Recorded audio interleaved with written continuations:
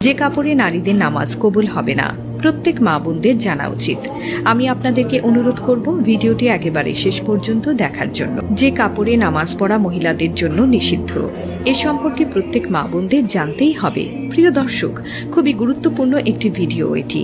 যদি এই দিকে খেয়াল না রাখেন তাহলে হয়তো সারা জীবন নামাজ পড়ে যাবেন, কিন্তু আপনার নামাজ কবুল হবে না। চলুন মূল ভিডিওটি শুরু করা যাক।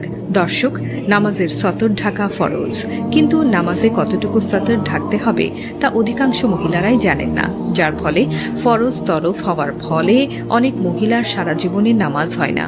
আবার নারীদের জন্য নফল নামাজ পড়ার কোনো তাগিদ নেই, তারপরেও দেখা যায় নারীরা নফল নামাজ পড়াতে পুরুষের তুলনায় এগিয়ে থাকে।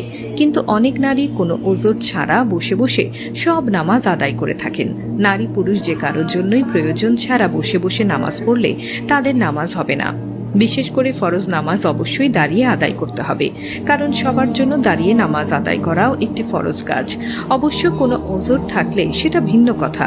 সাধারণত নারীরা অনেক সময় শাড়ি পরে নামাজ পড়ে থাকেন, আর শাড়িতে কোনোভাবেই পর্দা আদায় হয় না, কেননা শাড়ি পরে নামাজ পড়লে পর্দা লঙ্ঘন হবার সম্ভাবনা বেশি থাকে।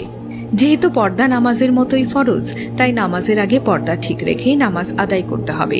নারীরা যে পোশাক পরিধান করুক না কেন, সেই নারী যদি অন্ধকার ঘরে একাও নামাজ পড়ে থাকেন, তবে নামাজের সময় এই বিষয়গুলোর প্রতি লক্ষ্য রাখতে হবে, যার ব্যতিক্রম হলে নামাজ হবে না। আয়েশা রাদিয়াল্লাহু আনহু থেকে বর্ণিত হাদিসে আল্লাহর রাসূল সাল্লাল্লাহু আলাইহি ওয়াসাল্লাম বলেছেন, প্রাপ্তবয়সী নারীরা ওড়না ছাড়া নামাজ আদায় করলে তা আল্লাহর নিকট কবুল হবে না। সুনান আবু দাউদ হাদিস 641। প্রিয় দর্শক, নামাজের সময় নারীদের এই বিষয়গুলোর প্রতি লক্ষ্য রাখতে হবে। 1. যদি কপালের কাছে কিছু চুল বেরিয়ে যায়। 2. কান একটা বা দুটো বেরিয়ে যায়। 3. যদি কানের পাশে জুলফির চুল বেরিয়ে যায়। 4.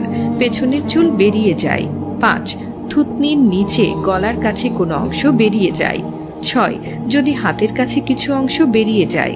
7. যদি পেট বা পিঠের কাছে কিছু অংশ বেরিয়ে যায়। অর্থাৎ শুধু মুখমণ্ডল, হাতের কবজি ও পায়ের পাতা ছাড়া আর কোনো অংশ যদি নামাজের সময় বেরিয়ে যায় এবং এভাবে সারা জীবন নামাজ পড়লে সে নামাজ আদায় হবে না। সে নারী বেনামাজি হিসেবে গণ্য হবে। আর সর্বাবস্থায় নারীদের পোশাক যেমন হবে তা এখন আপনাদেরকে জানাবো। 1.